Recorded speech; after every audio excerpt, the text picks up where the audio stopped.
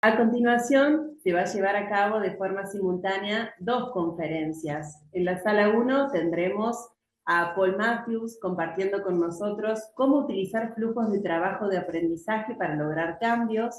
Y en la sala 2 se presentará Gustavo Sus compartiendo las habilidades del futuro en un mundo de inteligencia artificial. En caso que quieran asistir a la sala 2, los invitamos a dirigirse al lobby, a la sesión correspondiente. Esto es muy importante. Ahora sí, es momento de presentar a Paul Matthews, uno de los principales expertos en aprendizaje y desarrollo a nivel global, con 3 libros bestsellers de su autoría. Es conocido por reducir la teoría compleja a herramientas prácticas y compartirlas de una manera que todos puedan utilizar para obtener mejores resultados. Además de ser un orador solicitado, Paul ofrece servicios de consultoría, talleres de capacitación y seminarios web para clientes de primera línea en el Reino Unido y otros países. Paul presentará cómo utilizar flujos de trabajo de aprendizaje para lograr cambios. Esta conferencia es presentada por nuestros sponsors Company Games y acredita 2 sponsors plata de Fiat 2024. Adelante, Paul. Welcome.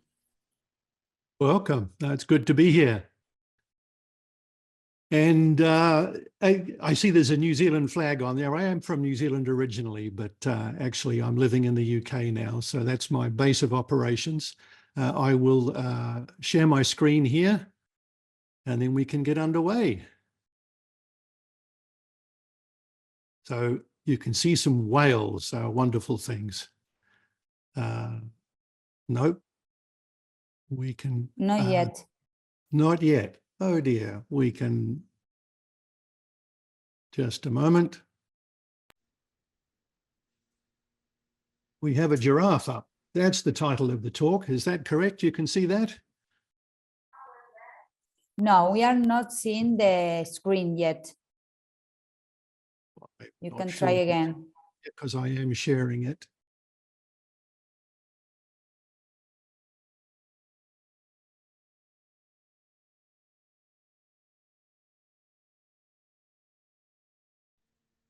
Can you try it again, Paul? I'm trying it again, yes. Please. In the option share. And you have to select now. Okay. I have too many screens here, I think it's my problem. Thank you very much.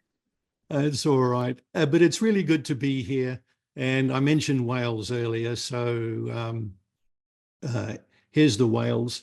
And really what we're focusing on here is, yes, you've got some training, but what happens next? How do we really focus on getting behavior change out of your training?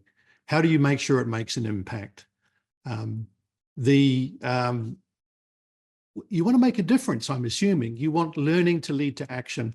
So you've probably heard the expression, the elephant in the room, where people deliberately ignore something that's important. And I find this happens a lot with L&D, where they'll deliver a training, but ignore what needs to be done in order to transfer that training into action. So here's an elephant in the room, very sneaky. This one is stealing your coffee.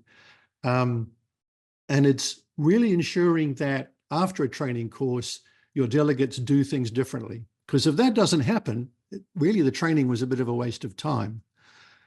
So here's a typical training course with the usual ratio of delegates paying attention and others looking out the window, and some of them have just gone to sleep by the look of it.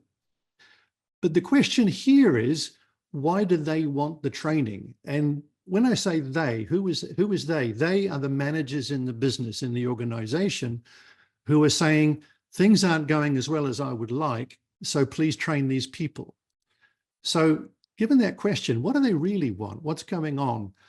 And if you ask them, they'll say, well, we want them to learn things, we want them knowledge, but ultimately they want their teams to do their job better. So it's all really about doing things from the perspective of the manager who wants the training. And what I found over the years is that if you ask people to really think about that question of why do you want training, this is the answer that they kind of get to. And we train people because we want them to change what they're doing. We want them to change their behavior. Yet when I look at the way people actually commonly deliver training, it's not a recipe for behavior change. So what is a recipe for behavior change? Just think of something you're good at. We can see this chimpanzee is very good at getting ants out of this tree with a tool. So something that you were good at, were you always good at it? Probably not. So how did you get good at it? Usually you will start doing it because you want to try it out, and then you practiced again and you got good at it. I know this seems an obvious statement, but for someone to develop a new behavior and do things differently, they have to start doing things differently and doing different things. And too often what happens when people go on a training course is they don't do anything different as a result of being on that course. So you have to get them doing things. And then they have to do those different things enough times to get to a threshold level of competence. And then they probably have to do them a lot more times to develop the new behavior into a habit that will be sustained over time. So learning without doing just does not lead to behavior change.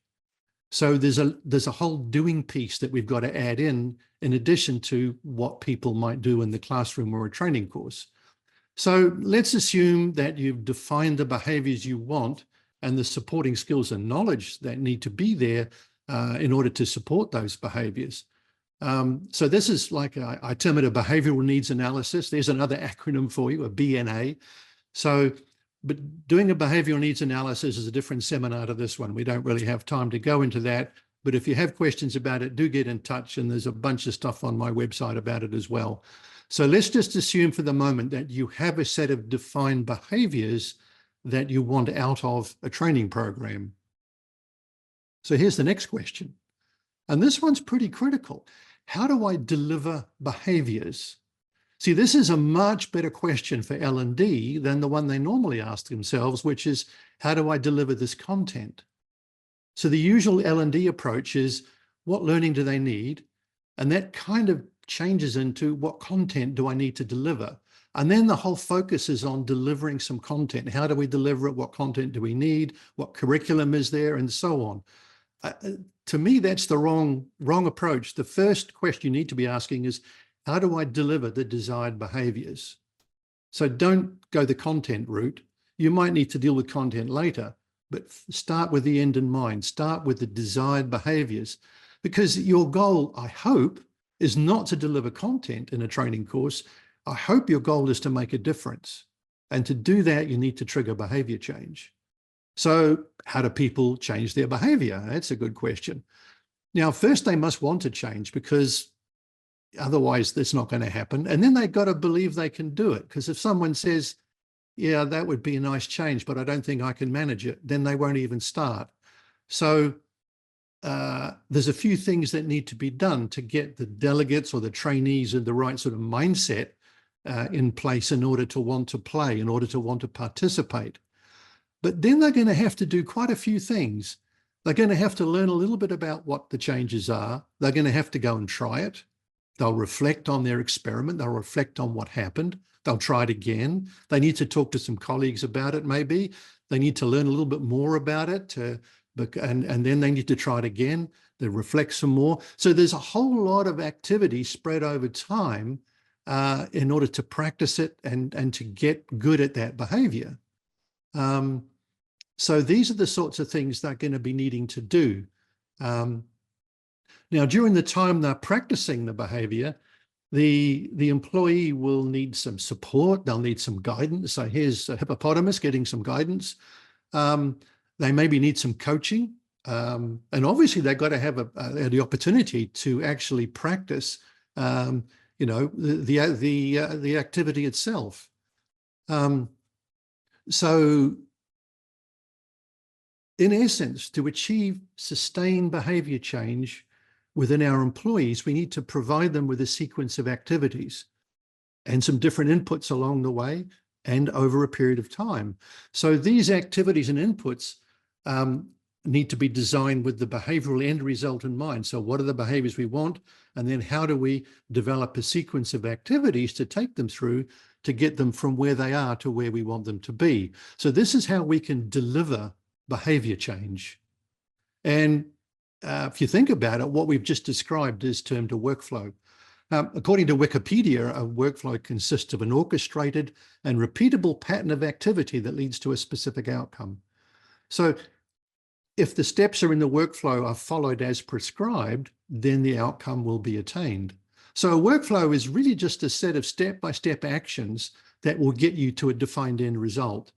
So if you're unsure what a workflow is, or you use workflows all the time, either explicit or implicit, all the time you're doing your job. Heck, you even use a workflow when you decide to go shopping. You write a list, you find the car keys, you drive to the supermarket, you get the trolley, you start on the fresh produce aisle, and so on. And then you repeat that workflow the next time you go to the supermarket. Another example, which is actually relevant also to learning, interestingly, is a sat nav. The instructions in your sat nav make up a workflow. So when you enter a destination in your sat nav, the AI within the system calculates a route for you and designs a set of turn-by-turn actions for you to take. So if you follow these instructions, you will get to your destination. Success relies on 4 things for a sat nav. You've got to know your current position. You've got to know your destination. The instructions created need to be fit for purpose, and you need to follow those instructions, and then you're going to get to your destination. So the same 4 things are actually critical for a learning journey. You have to know the set of current behaviors that are in place. In other words, your current position. You need to know what you need people to be doing instead. In other words, you need to have a behavioral destination in mind. And that then gives you the ability to look at the gap between the current behaviors and the desired behaviors. And that gap is the journey these people need to go on. And then you need to design a set of step-by-step or turn-by-turn activities to journey across that behavioral gap. And then you need to hold your delegates accountable for actually doing the activities. Because if they don't do them, they're not going to get to where you need them to be. So the question here is, what workflow do I need to deliver these activities? What workflow do you need to have in place to get to the end result of the behaviors that you want? What sequence of step-by-step instructions does the employee need to follow in order to create and embed the desired behaviors? Because you see, you want them sustained over time. You want them to become virtually habitual. And then they're just the way people do things around here. It becomes almost then a part of the culture. So the detailed design of your workflow will depend on what behaviors you want out the other end. Pretty clearly, it's going to be different if you are designing a workflow to help people improve their feedback skills versus to help improve the way they handle a tool or something in the workplace. But looking at designing workflows is quite interesting because there's a few different things that you need to think about in doing this. And I can't go into these in too much detail in terms of the time that we have here today. And I'll give you a link later to a bunch more information. But you've got to remember that the training course in and of itself is only one small step in the workflow. There may be several points along a workflow where people need to learn things. But also you have to think about many of the activities that take place in a workflow are not in the training room. They're outside when people are back at their desk, back doing their job. And I always say to people, never just think about like a one-day training. Think about maybe a 4-day program, 1 day of which happens to be in the classroom.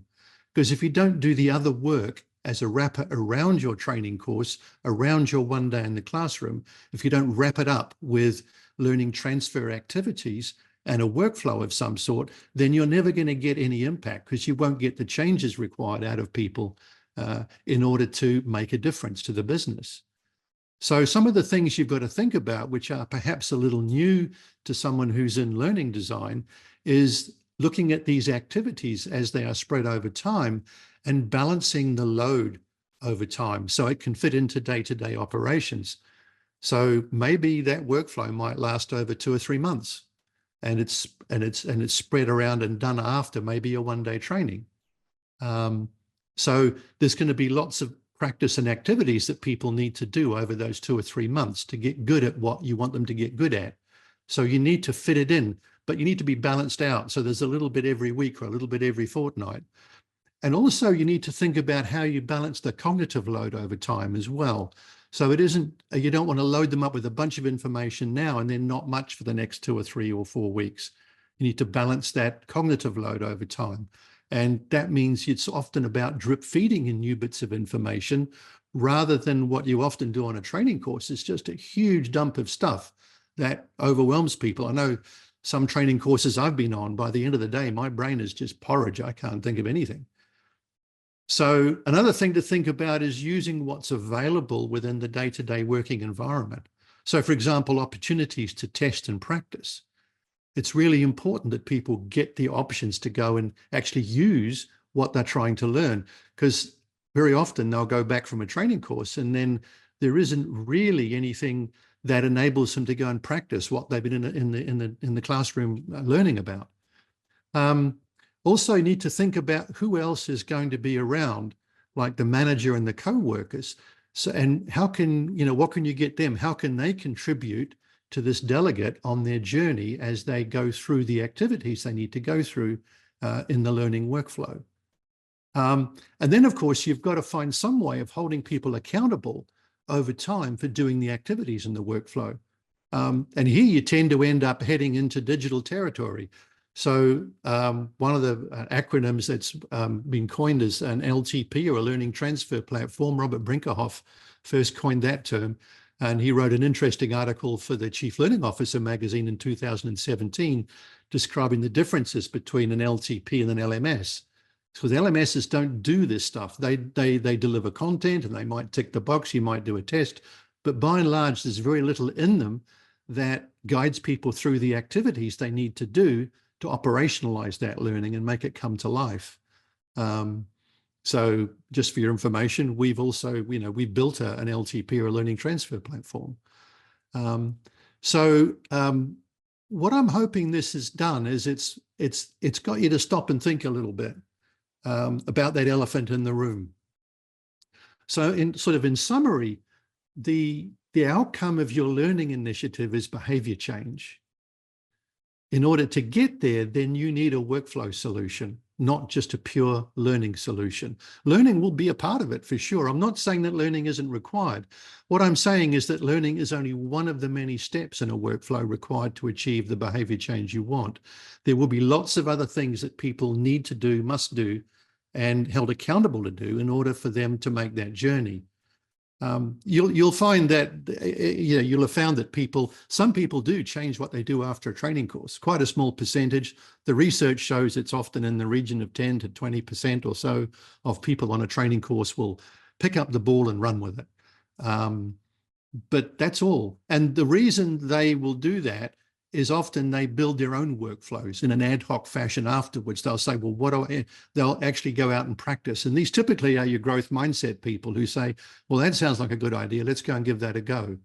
But the majority of people that come out of a training course, unless they're encouraged to do other things and held accountable for doing them, won't do very much. Or if they try a bit, they'll then slide back to their old behaviors.